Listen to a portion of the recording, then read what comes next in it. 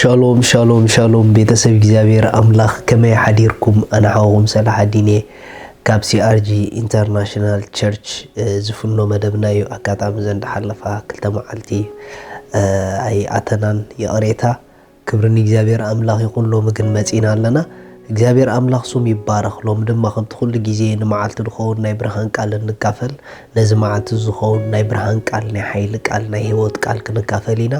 አብ ቤትኩም ድማ ንበረኸት ክኾነኩም እግዚአብሔር አምላክ ሱም ይባረክ ሎም እንካፈሎ ቃል ናብቲ ዝተሰቕለ ንጠምት ዝብል እዩ ሃሌሉያ ናብቲ ዝተሰቕለ ንጠምት ሃሌሉያ መኒ ተስተሰቕለ መኒ ኸት ዝጥመት ንምንታይ ከናቡ ምጥማት አድሊና ናቡ ጥሚትና እንታይ ረብሓይና ንረክብ ዝብሉ ነጥብታት ክንርኢና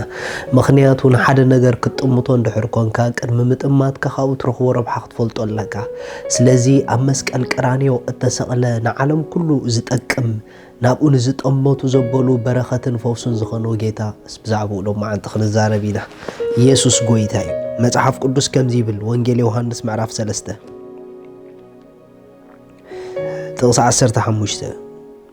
ብኡ ዝኣምን ኩሉ ናይ ዘለዓለም ህይወት ምእንቲ ክረክብ እምበር ከይጠፍእሲ ከምቲ ሙሴ ኣብ በረኻ ተመን ዝሰቐለ ከምኡ ድማ ወዲ ሰብ ክስቀል ይግባእ ኢሉ ዋው ሪኹም ከምቲ ሙሴ ኣብ በረኻ ተመን ዝሰቐለ ከምኡ ድማ ወዲ ሰብ ክስቀል ይግባእ ኢሉ ሙሴ ኣብ በረኻ እንታ ክገብር ተመን ሰቂሉ ተመን ከንምንታይ ምስቃል አድሊዎ ንምንታይ ከእቲ ተመን ጎይታና ኢየሱስ ክርስቶስ ምስ ርእሱ አተሓሒዙ ይዛረብ ኣሎ ወዲ ሰብ ክብለና ከሎ ስለ ገዛ ርእሱ ይዛረብ ዘሎ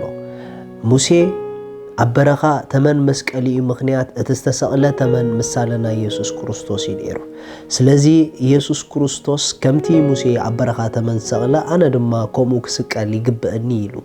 ሙሴ ካብታ ሓደ ኣብ በረኻ ተመን ክሰቀል ዝግብኦ ብጀካ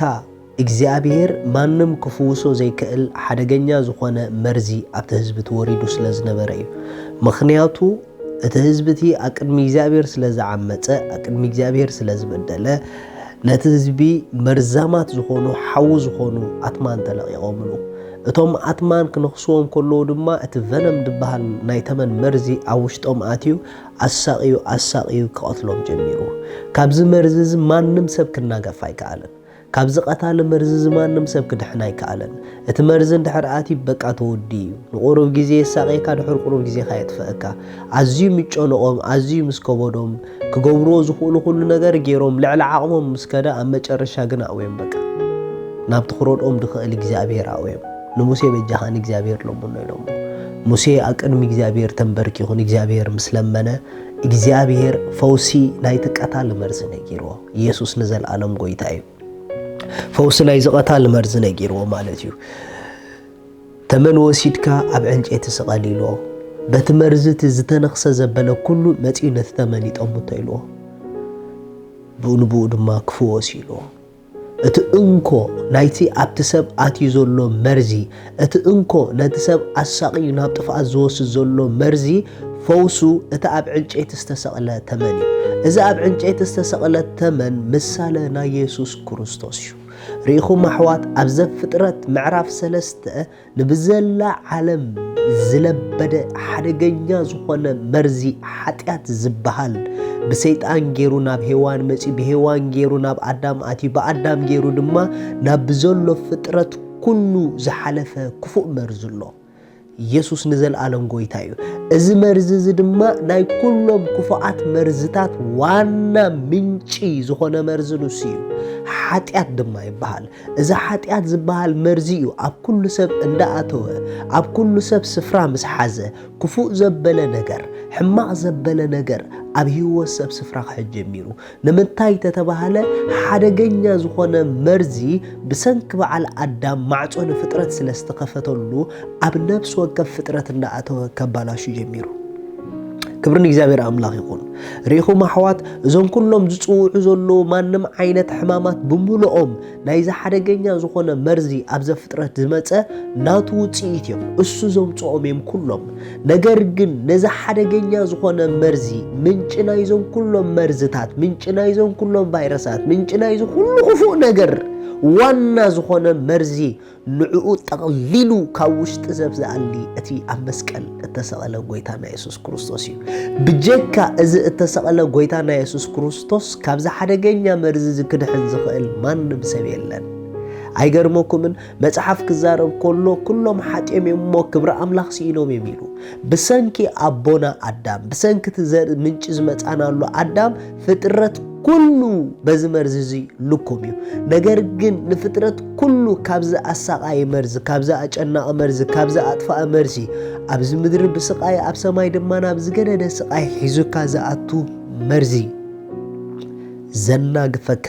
كيتفأكان كيقتلكان كله زوصكا زدحنكا اتي أمسكال قرانيو اتسقل إيسوس كريستوسيو ريخو محوات لكع كمتي أبولي كيدان اتمرز مسعاتهم نابت عنشيت مستأموتو حايلة مرزن اتمرزن فتيمو خابهم زتأفق لكع نابتي أمسكال زوا عللنا وعلتنا يقويتانا يسوس كريستوس لبنا نابو قوتو خبل كله توتالي كابزا أطفاء مرزن كابناتو السرارحان هيوتنا حرات وص نامناي مدحن عالم كا ناتو مالتيو كبرني እግዚአብሔር አምላኽ ይኹን ሎሚ አሕዋት ክብለኩም ዝደል እዚ ነገር እዚዩ ዝጥመት አለኩም ዝረአ አለና እሱ ድማ ጎይታና ኢየሱስ ክርስቶስ እዩ ጎይታና ኢየሱስ ክርስቶስ ናብ ኡጠሚትና ኣብ ህይወት ንረኽቦ ነገር አለና ኢየሱስ ጎይታዩ ስለዚ ሎሚ ናብ ጎይታና ኢየሱስ ክርስቶስ ክትጥምቱ እላብሁኩም ናብዛ ኣብ መስቀል ቀራኒዮስ ምእንታኹምን ዋጋ ንምኽፋል ነዛ ሓደገኛ መርዚ ካባና ንምእላይ ኣብ መስቀል ዝተሰቐለ ጎይታ ናብኡ ክንጥምት ኣብ ዘለናዮ ስፍራ ኮይና እላብሁኩም ነገር ግን ርግፀኛ ኮይና ክነግረኩም ዝደሊ ንጎይታ ዝጠመትኩሙላ መዓልቲ እዚ ስካሕካሕ መርዚ ካባና ክጠፍዩ عليتون أسرارحون ناتو زبالة نجارن أبانا سفرة خسئني سلزي نزخوف مرزي أبانا سفرة زخول أو أتي أمسك الزت سقلا قويتانا يسوس كريستوسيو نبي يسوس كريستوس سئلنا يكوننا نتأمت ناب أمت مخسب كم زلون فلتينا ناو علوت مرعي مخسب كم زلون فلتينا السو سئلي كوننا أمسك التسقيلو السو نخونتنا تايكوننا أمسك التسقيلو مرزي كاب فترة كله نمقلايو أمسك التسقيلو كاب سكيات نفترة حرا نموسعي أمسك التسقيلو سلزو لومي تفرح تدا اللخا تجنق انت دا اللخا كابو زحلف دما لعل فرح لعل چنق دما كاب سب مفتار كاطرح كاب ادم ممصا كاطرح از مرز بصيحكا ايمو لومي نيسوس كريستوس لبخا خفيتكا كاب زحدغنيا مرزي تغالاغل ኢየሱስ ክርስቶስ ንዘል ዓለም ጎይታዩ እሱ ጥራሕዩ እቲ እንኮ መድሓኒ ስለዚ ሎም ናይ በሐቂ ካብ ዝብሰንካ አዳምና ፍጥረት ዘአቶ ሓደገኛ መርዚ ሓራ ክኸውን ይደልየ ብጀካ ናብ ክርስቶስ እንድሕር ጠሚትካ ሓራ ዘይኮን እንድሕር ኮይኑ ናብ ክርስቶስ ተዘይጠሚትና ሓራ ይኮንና እንደለና ማለት እዩ ስለዚ ሎም ናይ በሐቂ ዘሓርነት ኣብ ህይወትኩም ክትረኽቦ ትደሊ ሰባት ተዳኣለኹም ኮንኩም እዛ ጸሎት ምሳይ ጸልዩ زخوف مرزا أبز خي تصاوتلنا أبلع على خي تصاوتلنا تدلي تخونكم يسوع نزل عالم قويتاي هاليلويا كنزيلكم مسايت أليو እግዚአብሔር አቦ በሰዓት ዝነ መስክነ ካለና ስለቲ አመስክ ቀልብ ጎይታና ኢየሱስ ክርስቶስ ዝኸፈል ካለ ዋጋ የመስክነ ካለሁ ስለደሙ የመስክነ ካለሁ ኢየሱስ ክርስቶስ አመስቀል ስለ ሁሉ ኃጢአት ስለ ዝሞተለይ እግዚአብሔር አቦ ተመስገን በናይ ኢየሱስ ክርስቶስ ትንሳኤ ድማ ስለ ዝተንሳእኩ እግዚአብሔር አቦ የመስክነ ካለሁ ካብዛ መዓልት ዚኣ በመእማን ኢየሱስ ክርስቶስ ሐዲሽ ፍጥረት ኮይነለሁ ሃሌሉያ ካብዛ መዓልት ዚኣ በዚ ጸሎት እዚ ውጽአት ሓራይኩም አምላኽ ሰማይ ምስኩልኹም ሻሎም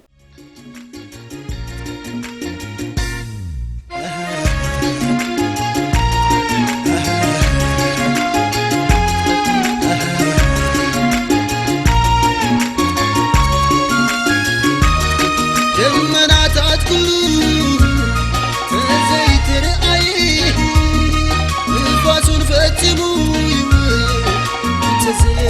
ይብል